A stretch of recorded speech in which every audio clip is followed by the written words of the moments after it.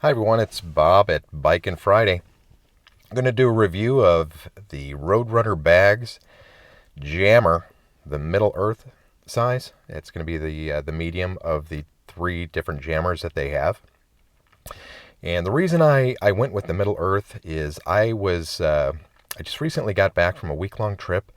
I rode up out of Illinois into Wisconsin, across and down in Michigan.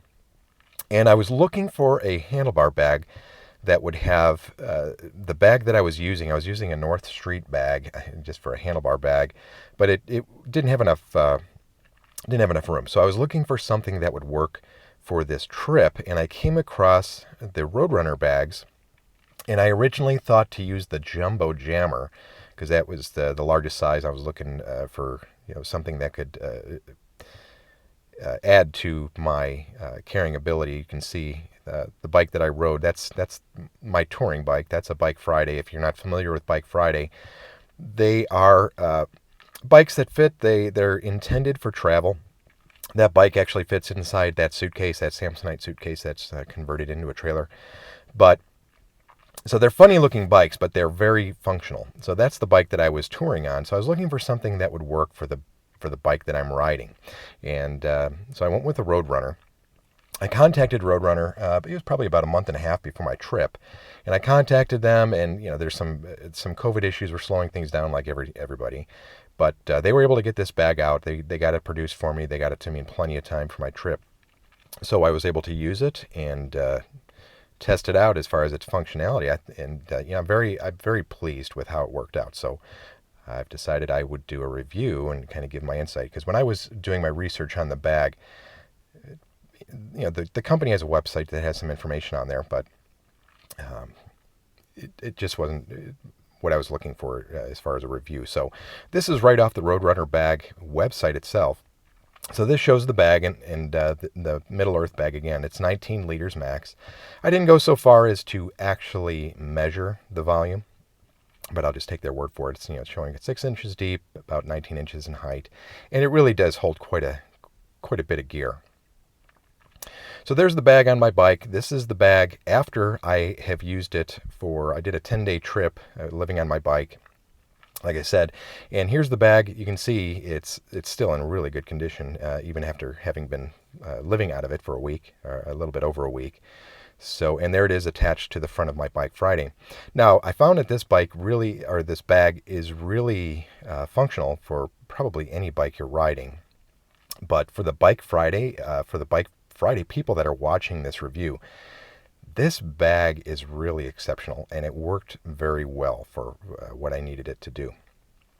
So you can see it's a very simple attachment. It attaches at 2 points on the handlebar, and then there's one attachment down on what would be the riser, the steer tube.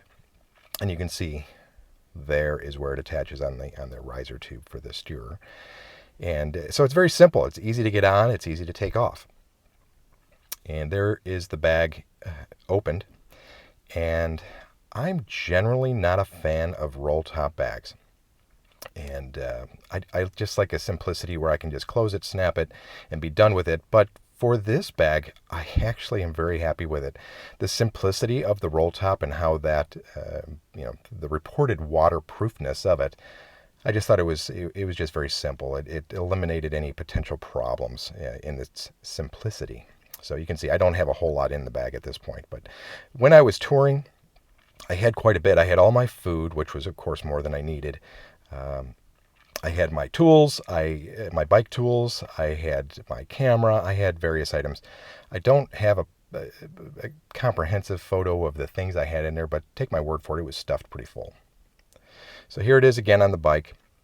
And you can see the webbing on the side.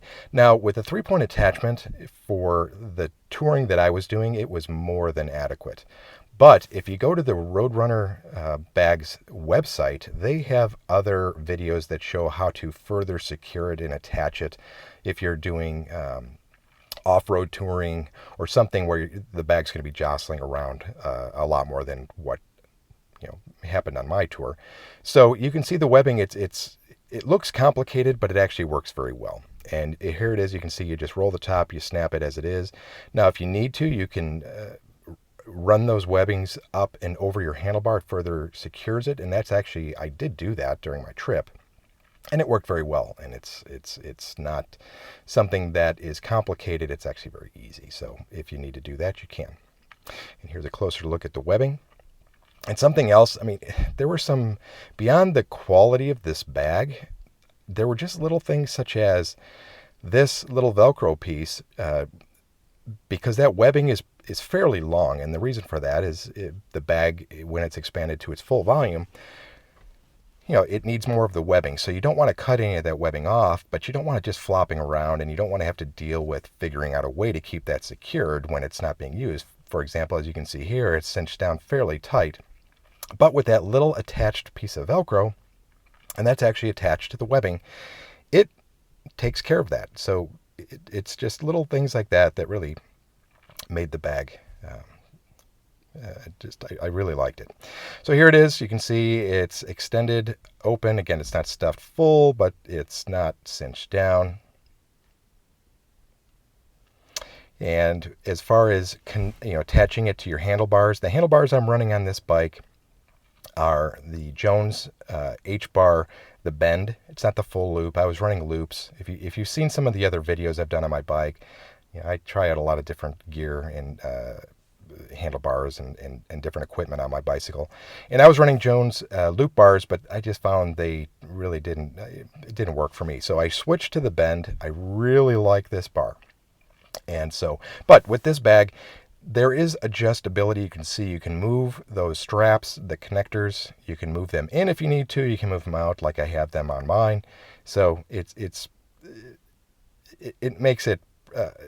It can adapt to whatever you need it to do. And then here is the going down. This is the vertical webbing down the back, where you would attach it to, depending on the type of bike you're running on. The Bike Friday, you can see with that blue bar there is the riser tube for the steerer.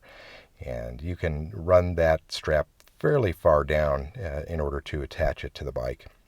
And it secures it real well. But if you don't have such a long steerer tube, if you're running just a standard type bike, you can move that strap up. As you can see, there's other options. So then you may be wondering, how does this bag work with the cables? And that was one of the concerns I had, which is why I didn't go with the Jumbo Jammer. This Middle Earth version, it worked fine with my cables. You can roll it either over the cables, which you can see here, and that's just, you just roll the top down and snap the snap. It goes over. It didn't interfere with braking, with shifting. I had no problems. Or you can, if you don't like that, you can always go under, as is pictured here. For most of my trip, I found myself just rolling it over the top of the cables, just for simplicity. But really, it's easy to do either way. So whatever works for you will work. And then here's some pictures of the trip, the bag in action. You can see it's stuffed fairly full. It's not stuffed to its maximum capacity, but I had a lot of stuff in it. So I did a few nights staying in a hotel, and then I did several nights camping. So either way, the bag worked well. It carried everything I needed, and without a problem. And then, of course, there is the question, is it actually waterproof? Well, starting to rain.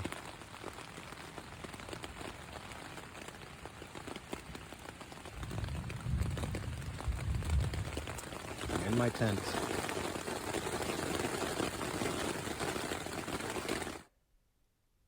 And then there was more rain. Alrighty then.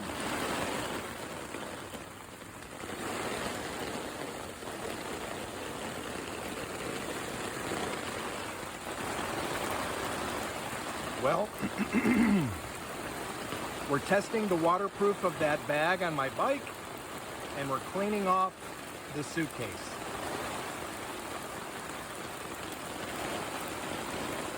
I'm dry in here. To answer the question, yes, the bag is waterproof, without a doubt. You can see the two right-hand pictures here on your screen. Those are pictures of the bag immediately after that downpour, and you could see it was coming down hard. Left picture is the items that I had inside. In my camera case, I had some other items. I had taken most of everything that I was traveling with in the bag. I had taken out, and it was in my tent at the time when the rain started. But the few items that I left in there, you can see it's bone dry. This thing didn't leak, not even a drop. So it was absolutely waterproof. It was effective, and it did exactly as they advertise it. So here's the Jammer Middle Earth bag off the bike. You can see it's got some reflective fabric or something here, which is good. These front pockets, they do expand. You can see it's pretty decent size. It fits my lock, among other things. And the pockets, although they are two separate pockets, they are inside at the bottom end. They do connect, so they are not completely independent of each other, if that's going to be an issue.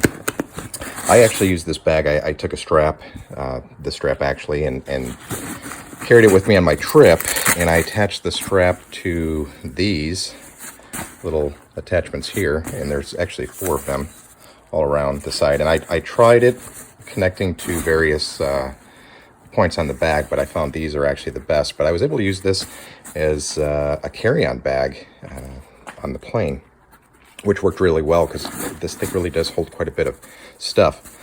So beyond the fact that it just seems to be really well made, it's very durable. Everything seems to be, all the seams are intact, and it just feels really well made. But otherwise, the bag itself, it has some type of plastic liner on the inside that gives it rigidity at the bottom, and the liner comes up to actually right about here, and so it comes down and around. So that's nice. It's got some kind of something that's rigid inside of here that gives it support. But yeah, this bag, it has more than exceeded my expectations. I'm glad I found it. I literally found this thing just prior to going on my trip, which I was intending to use. I've got an Ortlib, one of these bags, which is what I intended to use on my trip, which these are, you can, if you're looking at reviews, these things have been extensively used for touring. So they're very capable. They're very well made as well. But what I decided was the attachment was just not really conducive. It wasn't as easy for what I was looking for, and I wanted something a little bit larger than what this was. And I don't know the total volume of this compared to the RoadRunner bag, but this one definitely has more volume. You can look at the specs on their respective websites to see what the actual volume is. But I didn't like the idea of having to, it was just extra tools and another device that I had to worry about attaching this. This thing just attaches on, very easily. It's easy on, easy off. So that one actually worked perfectly for my trip. That one could work if, in your circumstances, that could be ideal for you. But if you're looking for something similar to what I did and how I used it, and especially with the Bike Friday that I'm riding, it worked very well. So then the next question is, well, it's great that it works on a Bike Friday, but what about if I'm riding just standard drop bars or other type handlebars? So I took the bag and I threw it on. This is my wife's disc trucker. You can see, and this is her bike. I don't remember the size of her frame or the width of her handlebars, but it's fairly standard for my wife, and she's just, she's not tall, she's not short, she's kind of average size for a woman. But the bag fit fine. You can see upper right photo, it folded down fine. It didn't obstruct the handle, the hoods. Now, if that thing was jammed full, would it have a problem? I didn't test it that far to see how that would work if it was stuffed full. But it was effective, and it worked fine. You can see the attachments in the lower right hand. The attachments are fine. I mean, that thing was secure on there. There were no issues whatsoever. Then another bike. This is an old Ibis Mojo that I have. This thing is over 20 years old, and it's a bike that is just one of my other bikes. But anyway, on this bike I have the Jones Loop bar, and similarly, it attached just fine. There were no issues. You can see it. You could kind of adjust this to your needs. I imagine you could probably, if you had to, strap it to the inside bar and not the loop, and you could figure out a way to make that work. But for just throwing it on the bike. It went on easy. I had ample clearance with my front tire, and it would work fine on this bike as well. So, would I recommend this bag? I'd say overwhelmingly yes. I mean, this bag, the quality, it's a quality build. It's got various sizes, and you can take a look at the RoadRunner website to determine which is going to work best for you, whether it be the Jammer, the Middle Earth, or the Jumbo. So they've got some options there.